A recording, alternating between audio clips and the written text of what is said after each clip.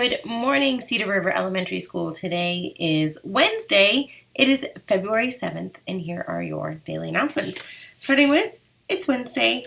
It's pretty rainy outside. There have been puddles out on the playground, and as we're working on a mini recess reboot, if you will, we want to remind you about stepping in those puddles.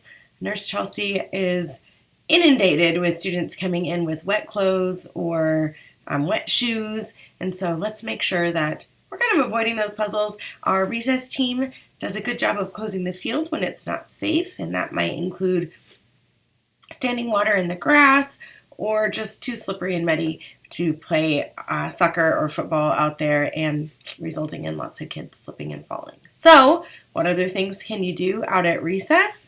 I know we have new jump ropes, and our Mrs. O and Miss Cher have put out some new balls. Miss Sally is out there. Ask them what you can do. There's lots of fun and exciting things if you're willing to try new games. Hopefully before our February break, we will have some additional jump ropes out there to have a bit of a competitive jump rope-a-thon, if you will. So we're working on putting something fun together to invite you to play at recess. Let's see here. There are new 0-hour sign-ups, and so you can go to the registration link your parents received if you want to look at what new opportunities there are for enrichment in the morning. I know track is one that you can sign up for with Mr. and Mrs. Milligan. This Friday on the 9th, we have a paint night with your parents through our PTO. If you would like to participate in that, it's from 6 to 8 p.m. on Friday. You do need to order your kit by today. Yearbooks, they are in the works right now. Your PTO is really great about taking pictures and sending those photos in for to get them together for our yearbooks. The deadline for the order for yearbooks is on March 1st. I've been tongue-tied this morning.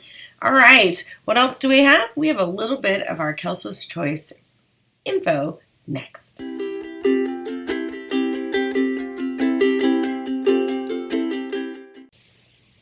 All right, a little bit of our recess reboot includes Kelso's Choice and how we can be problem solvers out at recess. Recess can be hard sometimes. It can be rainy, it can be cold. You might have a friend who's absent that day. It might be that you're just not sure what to do.